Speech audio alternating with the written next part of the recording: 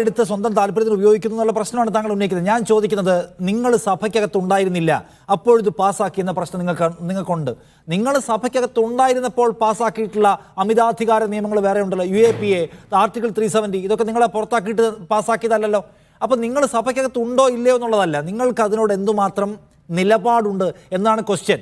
സഭയ്ക്കകത്തുണ്ടായില്ല, consultation പ്രശ്നമുള്ള സർക്കാരാണ്, എല്ലാം ഏകപക്ഷീയമായി നടപ്പിലാക്കുന്ന സർക്കാരാണ്, അതൊക്കെ ഞാനും അംഗീകരിക്കുന്ന കാര്യമാണ്.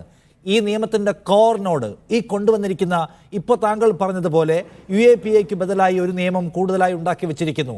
രാജ്യദ്രോഹ കുറ്റം കൂടുതൽ ഗുരുതരമായി ഫ്രെയിം ചെയ്തിരിക്കുന്നു. ഇങ്ങനെ കുറേ കാര്യങ്ങളുണ്ട്.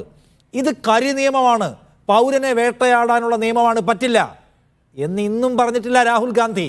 എന്താണ് നിങ്ങൾ അതിൻ്റെ മെറിറ്റിലേക്ക് പോകാത്തതെന്ന് ചോദിക്കുകയാണ്. 370യുടെ മെറിറ്റിലേക്ക് പോകുന്നില്ല, UAPAയുടെ മെറിറ്റിലേക്ക് പോകുന്നില്ല, ന്യായസംഹിതയുടെ മെറിറ്റിലേക്ക് പോകുന്നില്ല, അതിന് പുറത്തൂടെ ഓടിക്കളിക്കുകയാണ്. അതെന്തിനാണ്?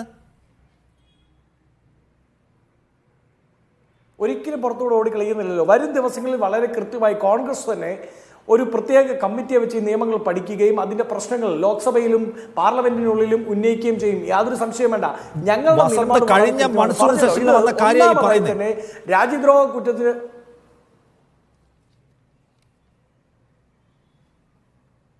കഴിഞ്ഞ മൺസൂൺ സെഷനിൽ വന്ന ഒരു ബില്ലിന്റെ വിശദാംശം പുറത്തു വന്നിട്ട് ഇപ്പോഴാണ് നിങ്ങൾ പഠിക്കാൻ പോകുന്നത്.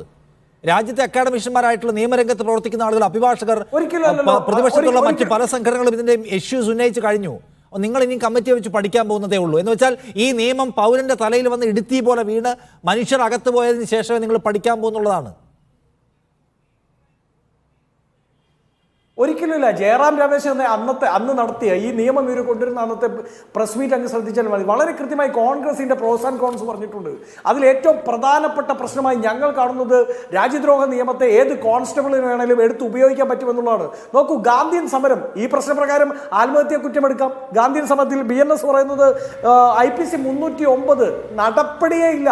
സമരമാർഗത്തിൽ ആത്മഹത്യാ കുറ്റം ഏർപ്പെടുത്താൻ പാടില്ലെന്ന് സുപ്രീം കോടതി പറഞ്ഞ് റിവോക്ക് ചെയ്തൊരു നിയമം BNSൽ 226 കൊണ്ടുവന്നിരിക്കുകയാണ്.